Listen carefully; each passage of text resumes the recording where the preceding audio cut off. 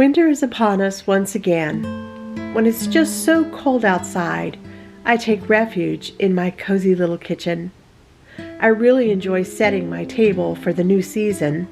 Here I found this lovely little linen table covering while antiquing with Lou. It reminds me of the way my grandmother would set her table. Always a crisp, clean cloth and a bowl of fresh fruit. I love warming up the kitchen by turning on the oven for something yummy to pop in it. This morning I crafted yet another beautiful sourdough loaf. It's becoming a wonderful hobby for me, and I do love the health benefits, and you cannot beat the flavor. So join me as I share with you one of my all-time favorite Amish recipes. Hi, welcome back to my channel. I'm Darlene and this is Super at 60. Today I'm going to share with you a fantastic recipe called Amish Winter Black Cocoa Cake. It's a birthday cake. There's a birthday boy in the house here at Super at 60.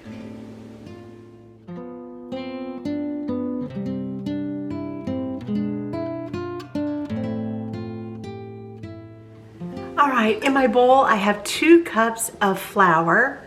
And right now I'm going to add 2 cups of sugar. Alright, and now we need that beautiful, rich, dark black cocoa. And there it goes. Woo-wee!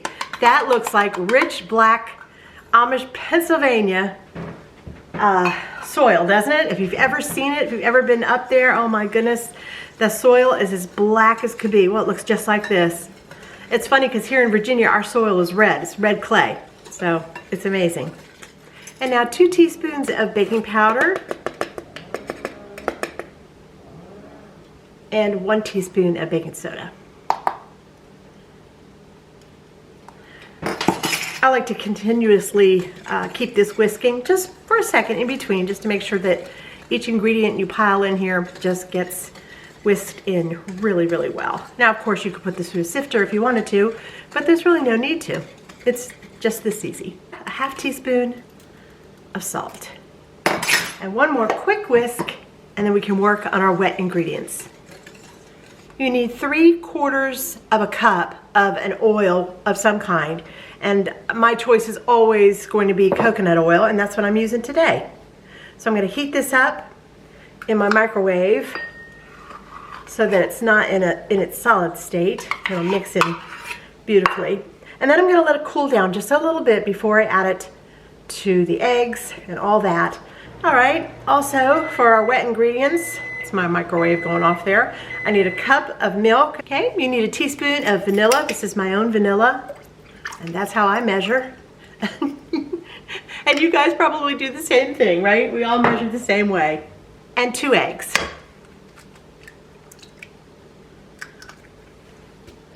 I'm not even going to talk about egg prices. All right, and here's our coconut oil going in. Just give it a good whisk. Make sure those the eggs are well incorporated. Let's go ahead and mix in our wet ingredients right into the dry.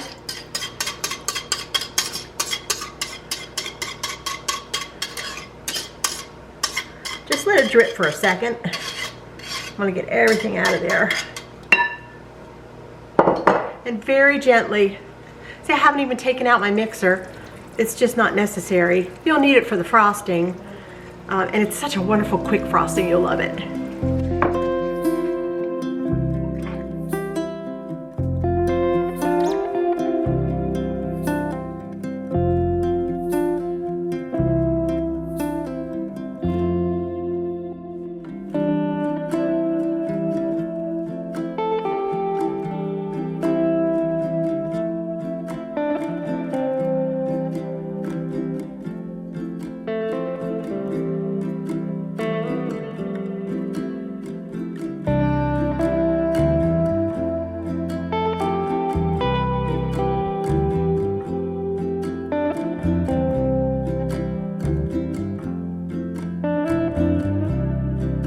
And there goes the rest of the coffee.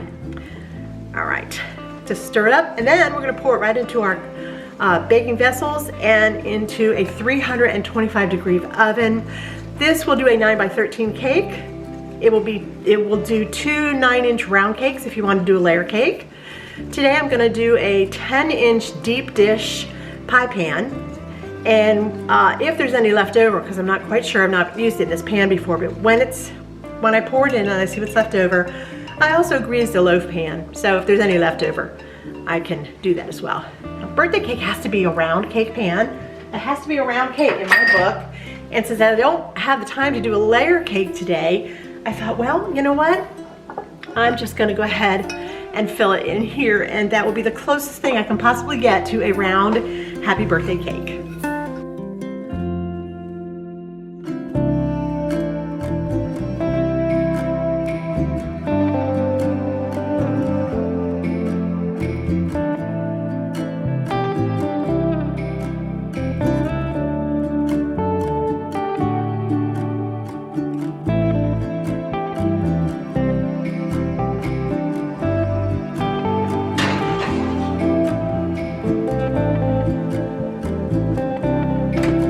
All right, the cakes are in the oven, and the oven temperature is set at 325.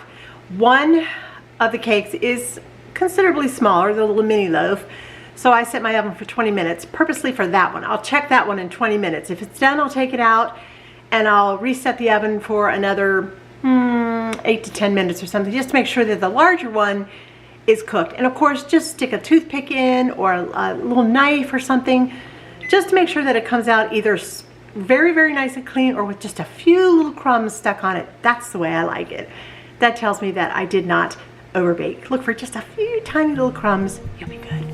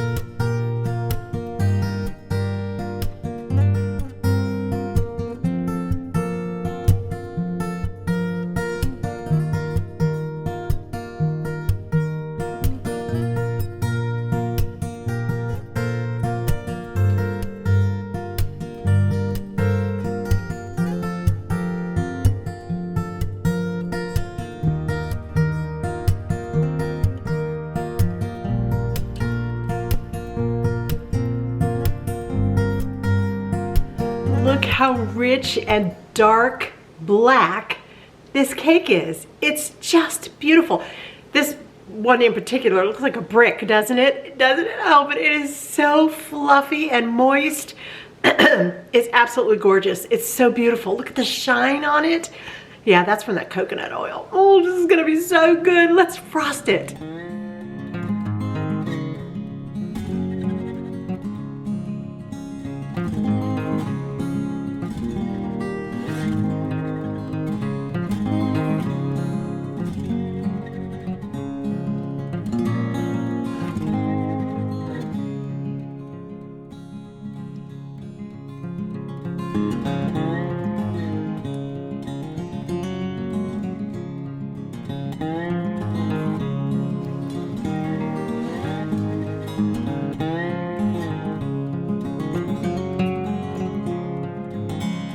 Well, thank you so much for joining me today here at Super at 60. I was awfully happy to have you in my kitchen.